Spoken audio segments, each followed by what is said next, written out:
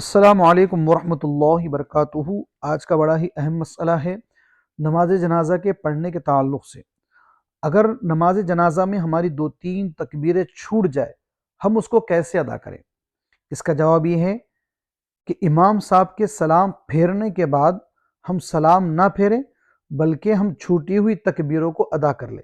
यानी किसी की एक तकबीर छूटी है अल्लाहु अकबर, 2 तकबीर छूटी है 2 मरतबा अल्लाहु अकबर कहें, 3 तकबीरें छूटी है 3 मरतबा अल्लाहु अकबर कहे।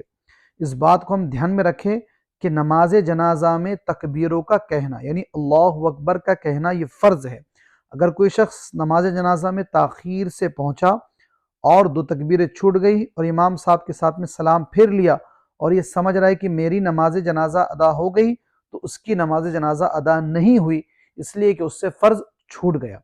इसलिए जब भी हम नमाज जनाजा में ताख़ीर से पहुँचे तो इस बात को ध्यान में रखें कि नमाज जनाजा में तकबीरों का कहना फ़र्ज़ है। ताख़ीर से जब पहुँच रहे हैं, तकबीरें हमारी छूट गई, तो इमाम साहब के सलाम फेरने के बाद हम उन छूटी हुई तकबीरों को कहें, फिर हम अपना सलाम फेर लें। और एक बात कि जब हम नमाज जनाजा में शामिल हो रहे हैं, तो 2 तकबीरें 3 तकबीरें हमारी छूट गई, तो अब नमाज जनाजा में हम कैसे शामिल हो कि अगर फ़ौरन आने के बाद हम हाथ ना बांधें नमाज जनाजा में, बल्कि पहली तकबीर के बाद पहुंचे हैं तो दूसरी तकबीर कहने का इंतज़ार करें। दूसरी तकबीर में पहुंचे हैं तो इमाम साहब के तीसरी तकबीर कहने का इंतज़ार करें, फिर हम इमाम साहब के साथ में नमाज में शामिल हो जाएं।